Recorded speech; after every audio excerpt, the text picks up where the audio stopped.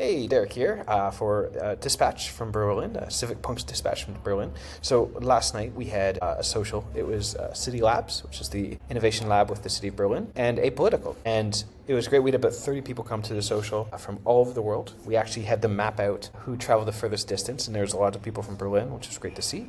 But we had people from Chile, from the States, from Canada, from as far away as like Singapore and Australia and New Zealand. So a really diverse group of people who are all in town for the festival that's happening this week. The exercise that really stood out for me is we had this discussion around people's feeling of optimism about the state of the world. And probably surprised no one to say that people are generally speaking feeling quite pessimistic, but I was surprised to see the spread, that there's still some optimism that people feel about the state of the world right now. What was interesting is that we then said, okay, what about in 10 years from now? How optimistic are you about the world in 10 years from now? And from there, it really polarized. Either people felt quite optimistic or quite pessimistic. But when we actually dug in and had conversations with people about why they feel the way they do, it turned out that they're actually quite aligned. And what I mean by that is that there's this recognition that we're now going through a state of collapse, a state of destruction, and that is going to be really, really rough. But there is an optimism that on the other side of this, we'll get to a better place. So this is going to be really painful. It's going to hurt. It's going to be people who suffer the most are the ones who can least be prepared for it, which is unfortunately often the case with this. But then on the other side,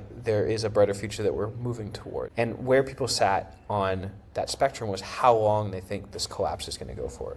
Is it a collapse that's going to last a few years, or is it a collapse that's going to last a few decades? And also how excited people are about what's on the other side. And I think for me, it's sort of just this good reminder that we have a responsibility now to sort of help navigate the world through this period of incredible turbulence and really take care of those who are most vulnerable in the process. So it'll be interesting to see how this all plays out. I'm excited to see where the conversations go for the rest of the week. And so stay tuned for the next Dispatch.